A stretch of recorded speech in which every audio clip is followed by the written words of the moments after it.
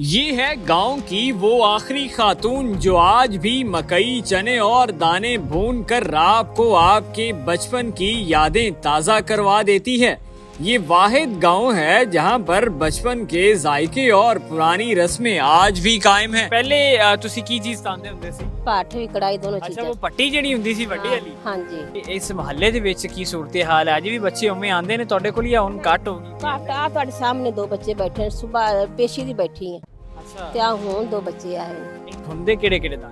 ਆ ਚਾਵਲ मकई ते चने, अच्छा, बस तीन चीज़ां ने। ये तीन चीज़। जब हमारा बचपन हुआ करता था तब जो है लोग और बच्चे के अंदर जो है इतना शौक हुआ करता था और इतना जुनून हुआ करता था, पूरे मोहल्ले के अंदर सारे छोटे बच्चे वो इकट्ठे हुआ करते थे। वही वो खातून जो है आज भी ये काम कर रही है, लेकिन आज ये कल्चर, ये रस्म और रवायात सारी ख़त्म हो गई हैं। टेक्नोलॉजी के आने के साथ, नई चीज़ों के आने के साथ लोग अपनी पुरानी रवायात को, कल्चर को भूल गए हैं। माँ जी मैनू जरा ये तो दसो कि कितों कितों आंदे ने तुहाडे कोल भरवान बस आ गाँव गाँव दे। तो उदों काम बेहतरीन चलदा सी, उदों कितों कितों आंदे?